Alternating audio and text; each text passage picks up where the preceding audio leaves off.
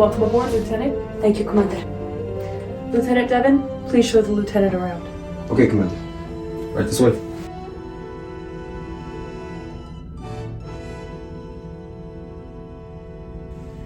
And here we are, Lieutenant. I know. It's a little jarring at first. Nothing in this ship is more than a few steps from anything else.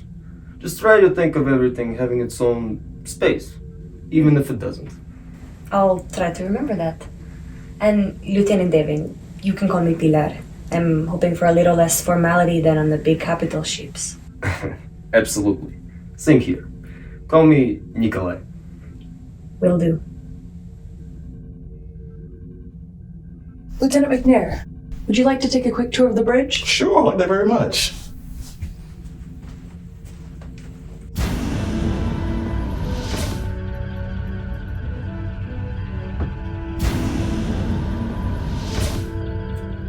I can see why it's a quick tour. That's a crack about the size of the bridge, Lieutenant. I'll have to ask you to refrain from that in the future. This bridge and ship might be small, but she's got all the stuff the big ships have, just in a smaller package. You're right. Not just any ship this size can hold its own against a D7. Hey, wait. Is that the floor panel? That's some pretty impressive rerouting.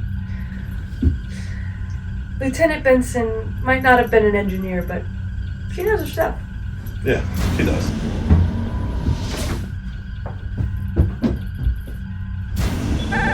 Incoming communication from Captain Jason Brousseau of the Federation-class starship Dominion. Registry NCC 2115 on an open channel. You may choose to engage the captain, suggest a postponement, or decline. On screen. If you would like to learn more about the USS Dominion, say, "Tell me more." Computer, Otherwise, shut up. say nothing. Put the captain on screen, please. I want David. I want him now. I see you've met the standard issue computer. David will be around shortly. Sorry I couldn't drop in. I've been called away for some negotiations in Sector 97. Do you think you can take care of something for me? That is, if you're up and running. Yes, sir. We'll be ready in 30 minutes or so. What's the mission? Before I got sidetracked, we were on our way to the Vicentia system. Some sort of spatial rift has opened up there. Of course, we could take care of this after we're done with this assignment. No, that's fine. Someone should investigate before it collapses. Captain, this Vicentia sounds familiar. Isn't that the system where you encountered someone named Takata? Kataka.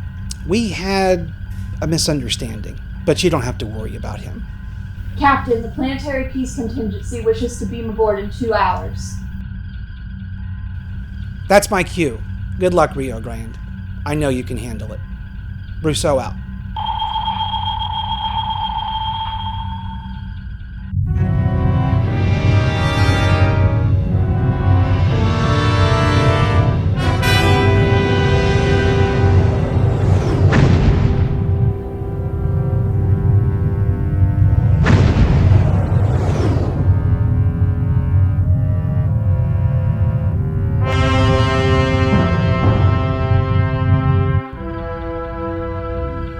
Lieutenant Navarro, scan that rift. Lieutenant McNair, initiate a search grid pattern. If there's anything alive out there, anything moving, I want to know about it. Yes, ma'am. Lieutenant Devon, yell alert, please, and keep your head on a swivel. Yes, Commander. Commander, we've got a ship to starboard. Vessel identified. Name, Mokhtai's Hammer. Home planet, Vicentia 5. Class, Heavy Cruiser. Last known captain, Kasha Kataka. Should be approached with caution.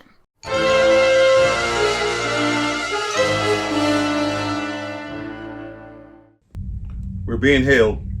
On screen.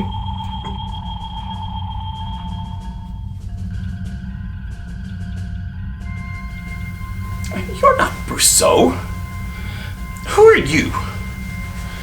I wanted him to watch me enter the rift.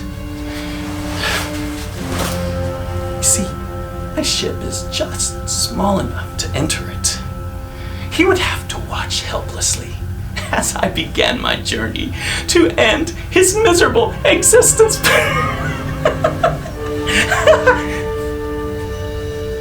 And you ruined my plans.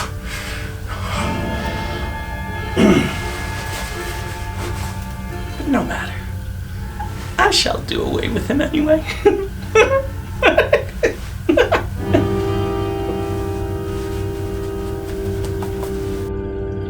This is the Runabout Rio Grande. I am Commander Kat Granger. I've come here to investigate your little rift. Pardon my manners, Kat. I am Kotanis Kataka. And be my guest. Investigate away. I'll be back soon. And if you see Captain Brousseau, tell him that... Oh, wait. He won't see him because he will never have existed. I wonder if you even remember him. Oh, well. I bid you good day.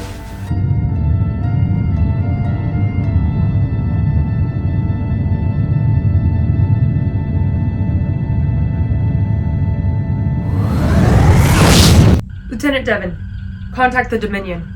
I want all the data they can give us concerning their encounter with Kataka. Lieutenant Navarro, feed the video from our conversation with Kataka into Memory Alpha database and see what it can tell us. And do it fast. We're following him into the rift. While you are waiting, you may like to know the Mok'tai's hammer has a crew complement of 42. Known weapons are 4 light-yield plasma cannons. It has a docking bay for 1 shuttlecraft with seating for... Computer, stop. Commander, Memory Alpha data 96% downloaded. I've got the data from the menu. 100%. Got it. Everybody brace. We're going in.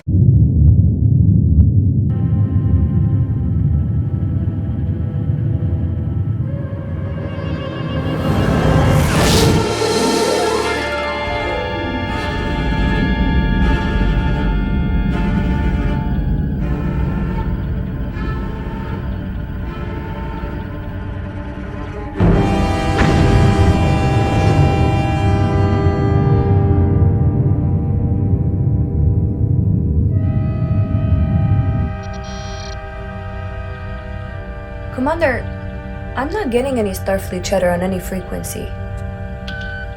In fact, I'm not detecting a human presence anywhere else in the solar system. Try the radio spectrum, Lieutenant. Plenty of chatter there. Perhaps the most memorable.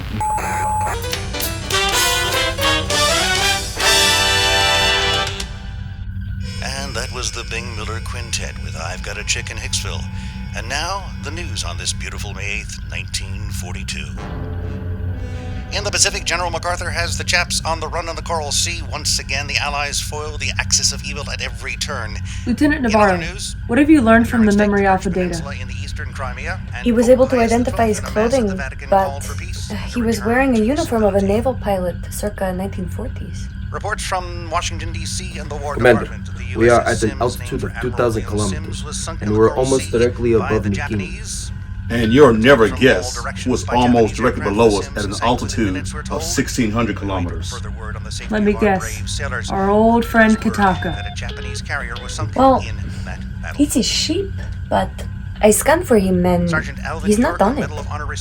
According to radio chatter, the aircraft carrier Yorktown plucked a pilot out of the sea 4 hours ago. It can't determine which ship he's from, or even which navy. Computer, cross-reference Earth, World War II, May 1942, Yorktown, rescue, and Captain Jason Brousseau. Working. Devon, McNair, I need you two to beam down to that carrier and figure out what's going on. Devon, have the replicator supply you with a 1942 U.S. Naval officer uniform. McNair, do the same, but yours should be the uniform of an enlisted man. Enlisted man? Why should he outrank me? There's absolutely no good reason, Lieutenant. But in the 1940s, an officer of color was about as likely as a swimming pool on the flight deck. At any rate, we're not going to fix it today. Just concentrate on your assignment and remember the butterfly effect. The butterfly effect? Yeah, you know. I can't believe you haven't heard about the butterfly effect. It's a Russian invention. But you step on the butterfly in Argentina, and that causes it to rain 6 months later in New York. The point is, the tiniest change in the timeline can cause far-reaching and unforeseen consequences. So lay low and be careful. Now, go! Lieutenant Navarro will send you the coordinates in a moment. Oh, and take the Type C communicator. It's a prototype. It's smaller and less flashy and has a holographic screen. Oh, Lieutenant Devon, a Russian accent on a U.S. ship just seems wrong. Can you do an American accent? Yes, yes, Commander.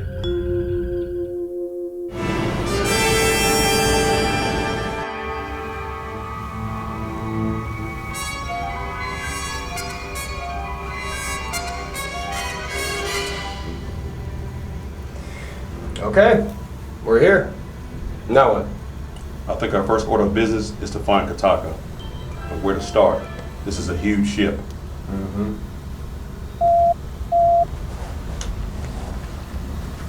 McNair, what's up? Gotsomite. On May 8, 1942, the USS Yorktown was involved in the Battle of the Coral Sea. Two enemy planes made bombing runs just minutes apart. The first bomb caused only minimal damage. The captain was about to walk onto the flight deck to view the damage when the second bomb fell. This time the damage was severe. The captain would have surely been killed, but a crewman named James Shelton appeared out of nowhere and pulled him to safety. And get this, the captain's name was Elliot Brousseau. He was the 8th great-grandfather of Jason Brousseau of the Dominion. I think that's why Kataka is here. Let's go find him. Or James Shelton. Or Captain Brousseau. Yeah. McNair out.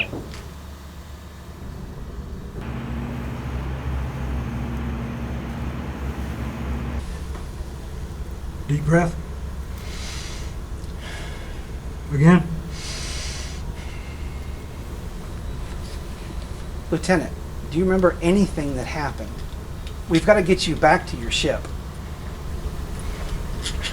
I'm sorry, Captain Broussard. That's Brousseau. Captain Elliot Brousseau. Doctor, I think his condition may be worse than you thought. I believe this man has antegrade amnesia, the inability to form new memories. I am familiar with the condition, Captain. Lieutenant, I'm sorry. I think you're going to have to stay here for a while until we can figure out how to get you back where you belong. Doctor, I want one guard with him here at all times, and call me if there's any change. Yes, sir.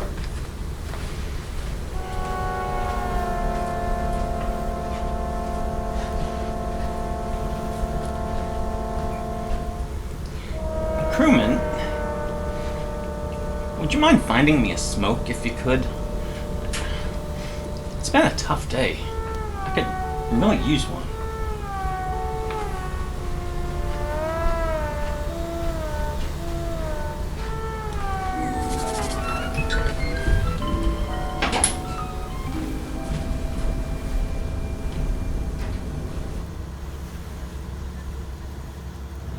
Captain, I am afraid that man could have internal injuries. We need to get him to Pearl and the facilities there as fast as possible.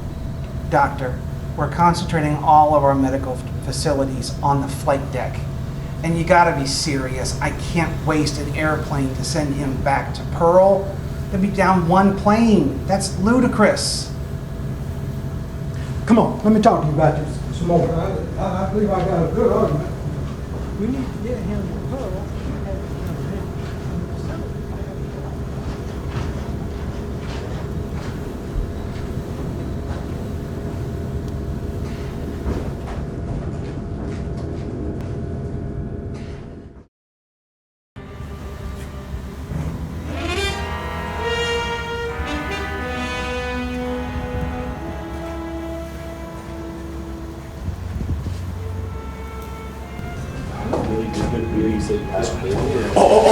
Have you seen crewman James Sheldon? Captain Brousseau. No, it's, I don't have a shell watch today. And my data watch?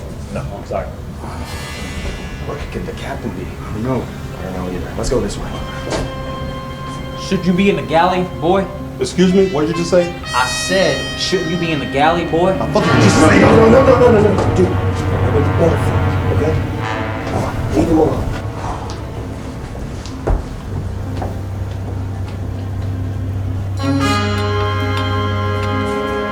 That was Kataka. I'm sure enough.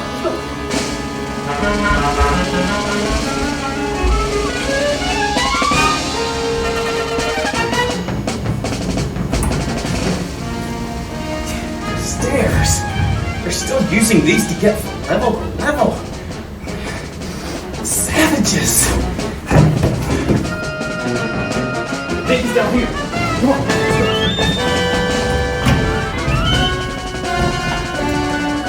Right there. Let's go.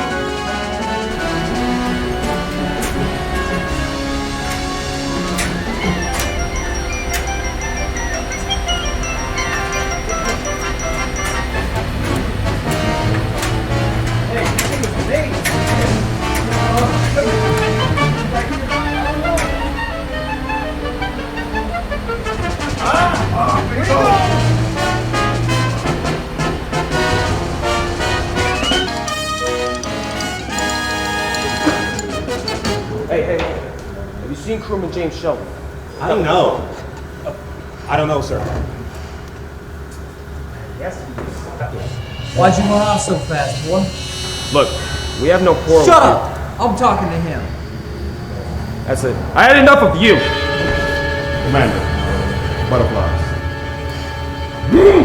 That's right, you better run, boy. I ain't through with you yet.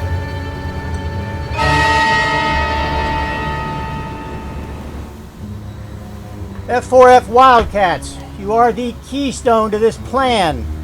You're going to take on the Japanese cap. I want you cruising in at 25,000 feet.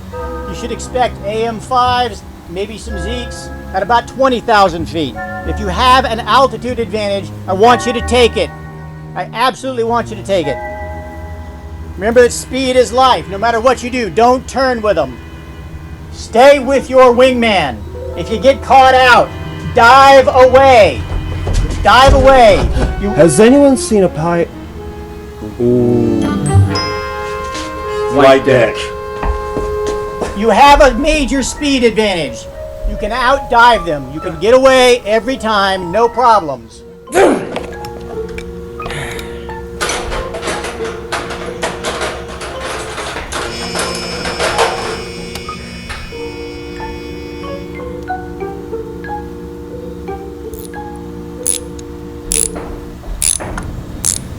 Have you seen a pilot come through here in a hurry? Yeah, he came through here before like his pants was on fire, and I think he took my wrench. That sounds like a taco. Yeah, let's go.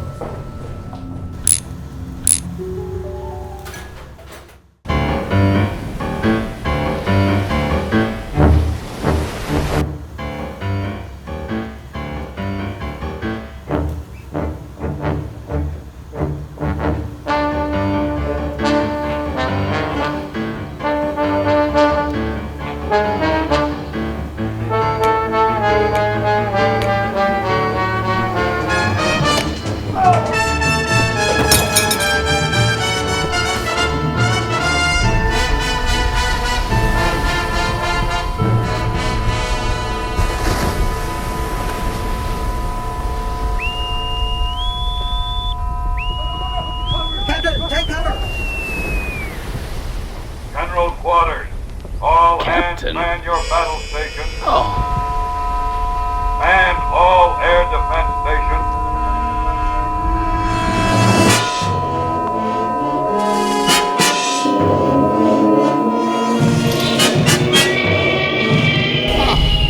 Crap.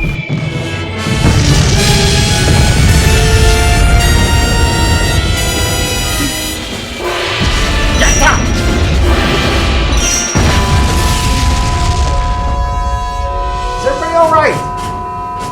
Fine. Oh, yes, sir. Yes, sir. I need to talk to you. Captain, Give us a moment if you don't mind. We have a thing we have to do. We'll be right back. We'll be right back.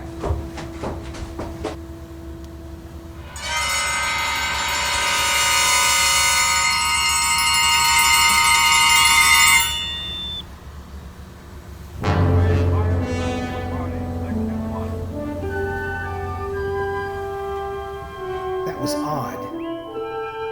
Somebody get that man to sick bay.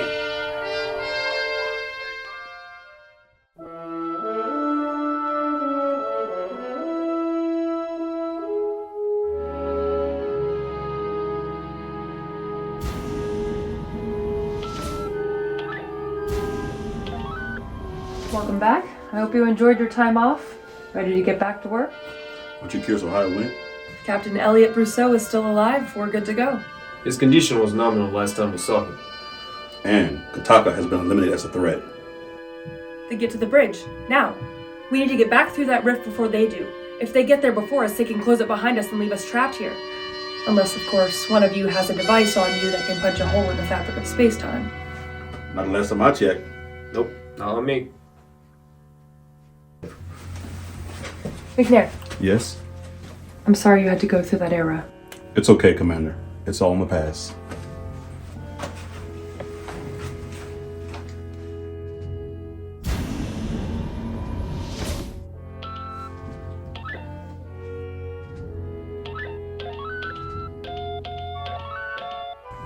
All right. Is everyone ready to say goodbye to 1942? I do have one question before we leave. How is it that Kataka got from the Mokhtai's hammer to the water near the Yorktown without being detected? He must have used some sort of short-range personal pod. The pod was probably detected by their radar, but mistaken for an enemy plane. When the pod went into the water, they just assumed the plane had crashed. That explains what... They performed a search for the pilot and found Kataka. Wait. That means the pod is still there.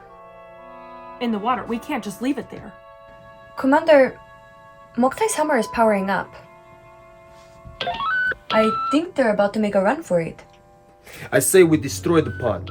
We don't have time for anything else. I'm scanning for it now. Do it, Lieutenant, but make it fast. Mokhtai's hammer is on the move. She's headed toward the rift. Narrowing the search. Got it! Targeting.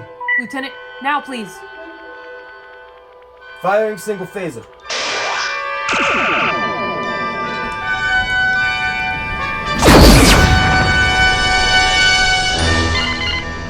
Got it! What little of it's left now is sinking. Hang on. I'm gonna have to punch it.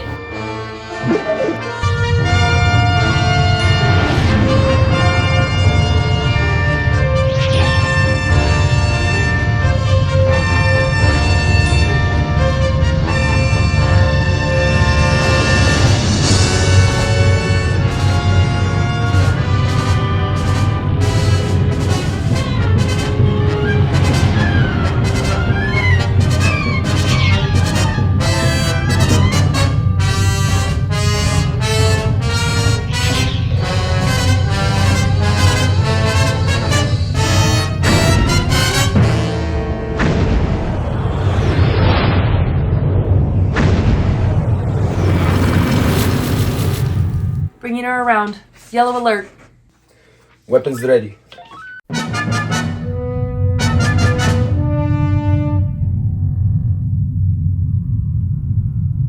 Lieutenant, hail the Mokhtai's hammer. Hailing? They're acknowledging.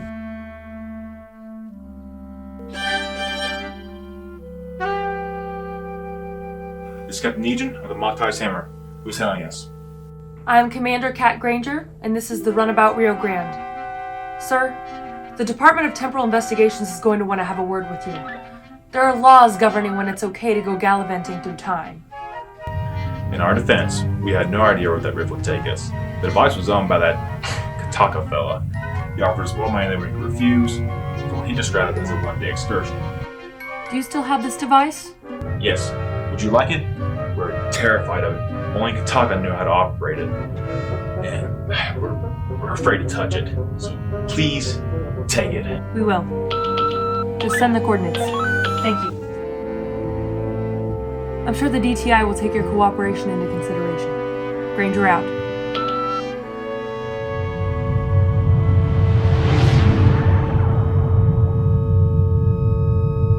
Lieutenant Devon, please go back to the transporter and make sure we get that device. And try to touch it as little as possible. Yes, Commander. Lieutenant Navarro, what does Memory Alpha say now about the USS Yorktown on May 8th, 1942? On May 8th, 1942, the USS Yorktown was involved in the Battle of the Coral Sea, 2 enemy planes, blah blah blah, second plane, blah blah. Aquí está. The captain would have surely been killed in the second bombing, but an unknown pilot trying desperately to get to his plane ran onto the flight deck, pushing the captain aside, saving his life. The pilot was then killed instantly by the second bomb. The identity of this man was never determined, but he was given a hero's funeral with full military honors. I have found an interesting article about a mysterious bolt of some sort of energy which came from the sky a few moments after the second bombing. Many have speculated it could have been alien in origin, but most agreed it was a very rare form of lightning.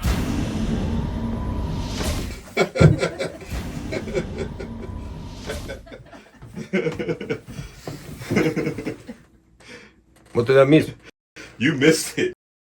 What did I miss? It turns out we was just involved in one of the most ironic incidents in the history of ironic incidents. So let's recap. Kataka goes mental and then decides to avenge his brother's death. In the most convoluted way possible. True, his plan was to interfere with James Shelton, keeping him from saving the life of the captain. He succeeded in interfering with Shelton, but then he managed to inadvertently save the life of the captain himself. Then Kataka was killed by the captain's enemy, the Japanese pilot. Who had no argument at all with Kataka. And then, the piece de resistance, Kataka was made a hero for doing the exact opposite of what he was trying to do. Excuse me, but I have one more thing to add. I have compared the archives from before and after your mission, and I have found one other difference. Take a look at this image. You may recognize the man at the center as Dr. Martin Luther King Jr. Now, take a look at the man behind him and to his right. Do you recognize him? No, it can't be. It is. It is! That's the racist who gave us so much trouble. And 20 years later, he's marching for civil rights. You know, I guess from time to time, a butterfly's demise can bring about change for good. You guys must have made an impression on him. So, we've all got a good story to tell at parties, and Captain Brousseau exists? I'd say it was a good day. Lieutenant Navarro, contact Starfleet. Tell them we have a very interesting artifact for them. See if they have an assignment for us.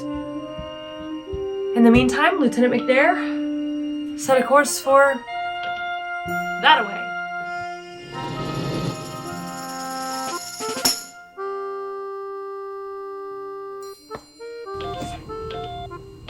What the heck is that?